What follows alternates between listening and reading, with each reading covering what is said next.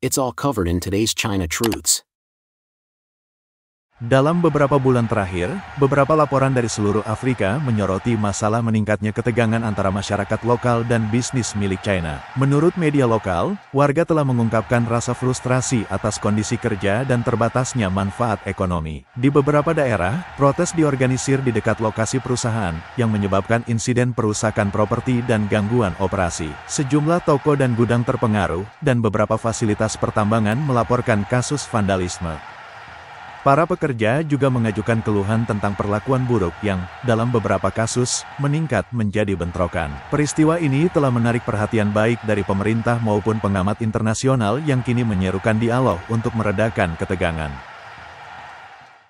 Pemerintah berulang kali turun tangan untuk memulihkan ketertiban, tetapi ketidakpercayaan antara penduduk lokal dan investor asing terus tumbuh. Bagi banyak orang Afrika, insiden ini melambangkan perjuangan melawan eksploitasi, bukan hanya ledakan terisolasi. Mali, harta karun tersembunyi di jantung Afrika. Mali, sebuah negara yang tidak memiliki garis pantai di jantung Afrika Barat. Secara sekilas, mungkin tidak terlihat seperti pemain kunci di panggung ekonomi global. Namun, bagi raksasa pertambangan internasional, terutama dari China, negara ini tidak kurang dari sebuah peti harta karun tersembunyi. Mali memiliki cadangan emas yang sangat besar, totalnya hampir 900 ton, menjadikannya pemegang emas terbesar ketiga di Afrika, hanya di belakang Afrika Selatan dan Ghana. Pada tahun 2021 saja, Mali mengekstrak 63 ton emas, yang mewakili hampir 7% dari produksi dunia. Sederhananya, emas adalah urat nadi negara ini. Emas menyumbang lebih dari 80% ekspor Mali dan menyediakan seperempat dari total pendapatan pemerintah. Potensi emas inilah yang menarik gelombang investasi asing.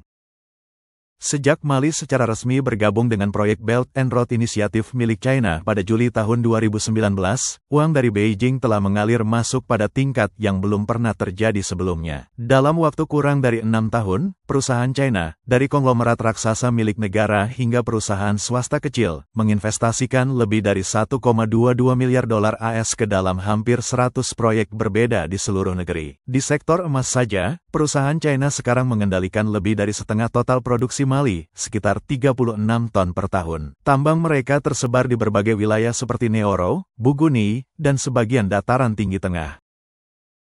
Namun, minat investor China tidak berhenti pada emas. Mereka juga mengalihkan perhatian ke litium, mineral yang lebih berharga daripada emas di era modern karena menjadi sumber tenaga kendaraan listrik dan baterai masa depan. Contoh terbaik adalah proyek Goulamina yang sepenuhnya diakuisisi oleh grup Lithium Confeng dari China seharga 342 juta dolar AS. Lokasi ini diiklankan sebagai tambang litium terbesar di Afrika dengan cadangan mencapai 211 juta ton biji. Dalam peringkat global, tambang ini berada di posisi kedua, hanya di belakang tambang Pilgangoora di Australia yang masif, menyimpan setara dengan 7,1 juta ton litium karbonat. Secara teori, ini terlihat seperti skenario win-win yang sempurna. China mengamankan pasokan mineral strategisnya, sementara Mali mendapatkan modal investasi dan lapangan kerja yang sangat dibutuhkan. Tetapi ketika Anda melihat lebih dekat, ceritanya jauh lebih rumit. Realitas di lapangan sangatlah brutal. Di seluruh ladang emas Mali, ribuan pria, wanita, dan bahkan anak-anak yang miskin berbondong-bondong ke tambang terbuka. Mereka berebut tumpukan pasir, berharap dengan menyaringnya, mereka mungkin bisa melihat kilau partikel emas kecil. Bagi mereka, ini bukan kesempatan. Ini adalah perjuangan untuk bertahan hidup. Tangan-tangan terampil mengaduk air keruh dalam wajan yang sudah usang, menyaksikan butiran pasir yang lebih ringan hanyut terbawa air, hingga akhirnya sebutir emas berkilau di dasar. Penambang yang beruntung mungkin bisa menghasilkan beberapa ratus yuan dalam sehari. Beberapa orang yang sangat beruntung bisa mendapatkan cukup emas untuk menghasilkan ribuan yuan. Tapi keajaiban seperti itu jarang terjadi. Meskipun Mali memiliki kekayaan mineral yang luar biasa, orang-orang yang tinggal paling dekat dengan tambang ini tetap terperangkap dalam kemiskinan. Layanan kesehatan dasar dan pendidikan sangat kekurangan dana. Desa-desa tidak dikelilingi oleh kemakmuran, melainkan oleh debu, kebisingan, dan limbah beracun dari tambang. Penduduk lokal mengeluh bahwa kekayaan diangkut pergi dengan truk sementara kehidupan mereka sendiri tidak menunjukkan banyak perbaikan. Hal ini telah memicu kebencian yang mendalam, menciptakan jurang tak terlihat namun terus membesar antara penduduk asli dan investor asing, yang sebagian besar adalah orang China. Kemudian datanglah titik puncaknya. Dari Mei hingga Agustus tahun 2025, situasi keamanan Mali di luar kendali. Dalam waktu kurang dari 3 bulan, serangkaian serangan kekerasan menargetkan proyek-proyek milik China, atau yang didukung oleh China. Pada tanggal 12 Mei militan bersenjata menyerbu lokasi konstruksi di dekat Gao. 2 pekerja China diculik dan beberapa kendaraan konstruksi disiram bensin dan dibakar hingga hanya tersisa puing-puing logam. Beberapa hari kemudian, pada tanggal 23 Mei tambang emas Buguni yang dijaga ketat diserang saat tengah malam. 5 karyawan Tionghoa disandera dan mesin mahal senilai jutaan dolar sengaja dihancurkan. Seorang korban selamat, Tuan Tu, yang bekerja untuk perusahaan tambang di Buguni, menggambarkan adegan mengerikan itu. Saat itu sekitar pukul 3 atau 4 pagi. Sebagian besar dari kami masih tidur ketika penembakan dimulai. Kami tidak punya waktu untuk bereaksi. 2 rekan saya ditangkap. Para penyerang menuntut tebusan 3 juta dolar AS untuk masing-masing dari mereka. Apa yang pernah diiklankan sebagai tanah kesempatan, kini telah berubah menjadi medan perang. Mali dengan harta karunnya telah menjadi berkah sekaligus kutukan. Hadiah emas yang memicu konflik, kebencian, dan bahaya. Dan bagi China, mimpi untuk mengamankan sumber daya Afrika kini berbenturan langsung dengan realitas keras kekerasan dan ketidakstabilan. Situasi segera meningkat hingga kedutaan besar China di Mali tidak punya pilihan selain mengeluarkan arahan mendesak. Ini bukan saran atau peringatan ramah, itu adalah perintah ketat. Setiap perusahaan China yang beroperasi di ladang emas diperintahkan untuk segera menghentikan pekerjaan mereka, mengevakuasi pekerja mereka ke ibu kota Bamako, dan melaporkan status mereka ke kedutaan. Pesan itu sangat jelas, patuhi atau hadapi konsekuensinya dengan risiko sendiri. Namun, meninggalkan zona konflik jauh lebih mudah diucapkan daripada dilakukan. Jalan utama membentang lebih dari 400 km, memotong langsung wilayah yang dikendalikan oleh faksi-faksi bersenjata. Alternatifnya, evakuasi melalui udara juga tidak lebih baik. Karena pesawat yang tersedia hanya dapat mengangkut sekitar 500 orang per hari, perusahaan dihadapkan pada pilihan yang mengerikan. Tetap tinggal dan berisiko ditangkap, atau meninggalkan segalanya dan menerima kerugian besar. Banyak yang memilih pilihan kedua. Apa yang terjadi selanjutnya tidak kurang dari kampanye penghancuran diri massal. Alat berat senilai jutaan dolar sengaja ditenggelamkan ke sungai atau dikubur di lubang.